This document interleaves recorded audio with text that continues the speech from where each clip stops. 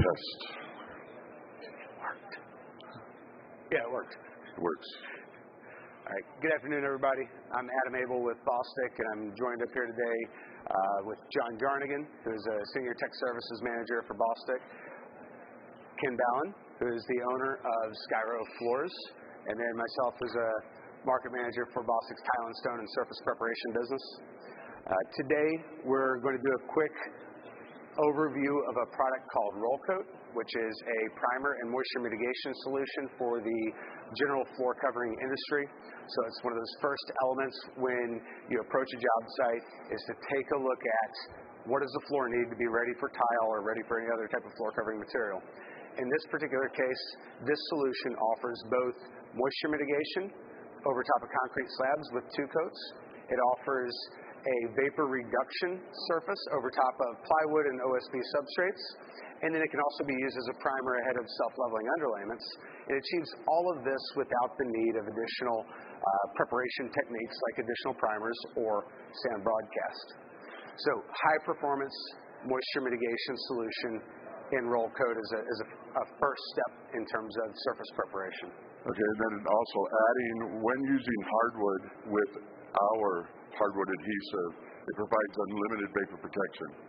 No moisture testing required, no downtime for RH, calcium chloride tests, unlimited vapor protection with all breathable type flooring.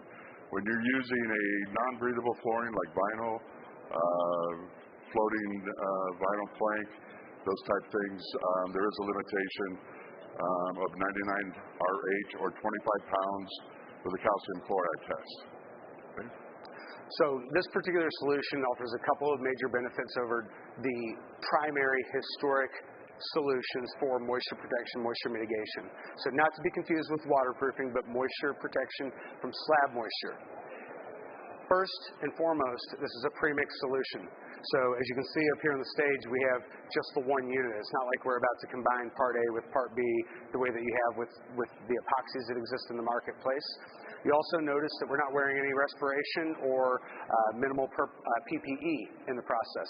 It doesn't have a lot of aggressive nature to it, so at least in the workability and environment aspect. The fact that it is a water base, 1 part, no added mix. Typically with your 2-part epoxies, once you mix the resin and the hardener together, you either use it or lose it, right? With this particular product, being that it's 1 part, you could use half the unit, put the lid back on, and you get up to a year to use the remainder. As far as the odor, the VOC contents with this particular product is less than 15 grams per liter. A lot of your 2-part epoxies, even your solvent versions, do have very high levels of odor, which can affect some people in regards to chemical concerns and so forth. So it's a very environmentally friendly product as well.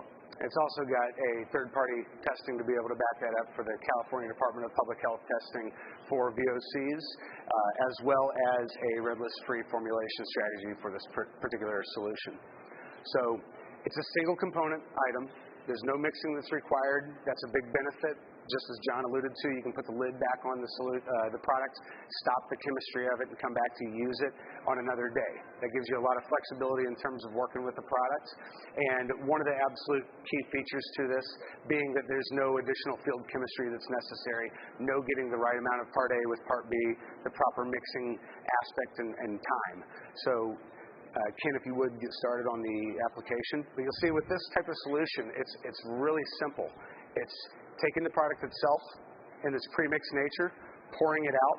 You're normally going to pour it in a band on a floor and then be able to work it back and forth with a 3/8 snap roller. With this type of solution, it's good to go heavy in terms of the application as opposed to lighter. You're not looking to try to spread this as far as it'll go. You want a nice thick coating as you apply it. You want to err on the side of over application rather than under application.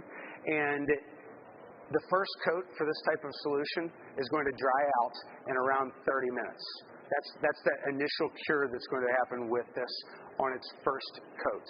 It'll become dry to the touch in around 10 to 15 minutes, depending on ambient conditions, temperature, substrate conditions, and elements like that. Right. And once applied, as Adam said, the first coat could be typically 30 minutes, dry to the touch. Once you apply the second coat, it's going to take a little bit longer because now the product itself is preventing the substrate from aiding in the curing process, not sucking the moisture out to promote it to cure, thus requiring a little bit longer cure. After the first coat, it takes anywhere to 1 to 2 hours to be fully cured. Then once cured, it will be acceptable for the majority of your glues out there. You can bond directly with a latex modified thin set. You can bond directly with urethane hardwood adhesives.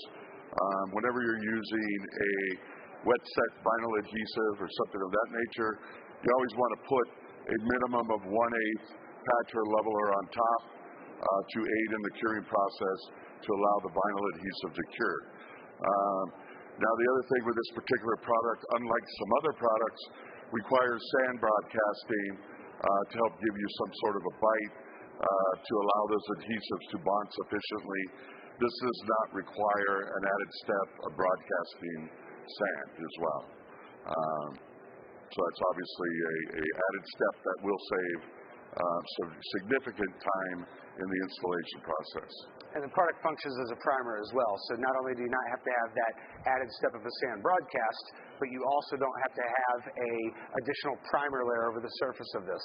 It'll stay tacky and bondable for up to 3 days.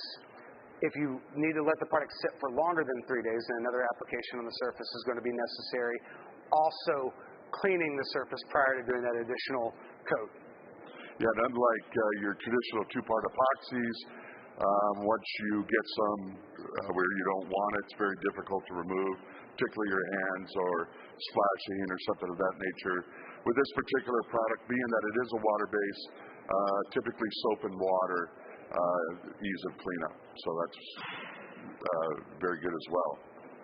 And the final point to this, you'll see with this jet black color, you have easy to see that you've achieved coverage over the top of the substrate that you're working off of because of that black nature. And then once it's dry, it does an incredible job of showing any site contaminants and traffic. So if you walk across the floor, you put up your protection and say, stay off of this floor, we've just done moisture mitigation, moisture protection. If somebody breaks that rule, gets on top of your floor and starts to work on top of it as other trades, you're going to see all of that aspect because of this jet black color and the black nature of it. So that's a nice benefit as an installer as well to be able to push back on a general contractor. Okay. And also just to add, this particular product is offered in a 1-gallon and a 4-gallon pail. Typically you're getting 800 square feet for the 4-gallon pail, so roughly 100 square feet per gallon at one coat. Okay, so if you're getting one coat, 800 square feet of 4 gallons, you're obviously getting 400 square feet at 2 coats. Okay. All right. So that's kind of the overview, the kickoff of our roll coat product. It's got applications for virtually all types of flooring materials, whether it's in the surface preparation in the primary category that we see it used in at Bostik so far, hardwood flooring adhesives, resilient, and then of course with ceramic tile it's going to offer some benefits as well, being that it's got an ability to bond to a variety of substrates, block moisture, and that's going to help reduce efflorescence when it comes to grouting applications. And also one of the major benefits is you can use this with a floating floor as well, which a lot of your moisture barrier products out there do not require or do not recommend using a floating floor over this type product. So we've done significant testing and we've allowed that particular application. So it's something to think about. I'm on the West Coast, so there's a lot of that LVP floating floor going out there, and we do have significant vapor emission issues in that part of the country. So we now have a offering to address those issues that we see on a daily basis. So, yes, you can use it below grade. Yeah. So if anybody has any additional questions, feel free to bring them forward. Otherwise, we'll be at booth N2770 for the final 10 minutes of the day today. Yeah. Let me just add one thing.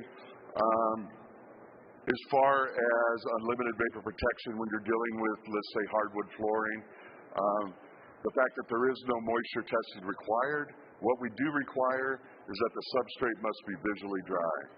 A lot of people say, what's visually dry, right? Everyone's eyesight's a little different, right?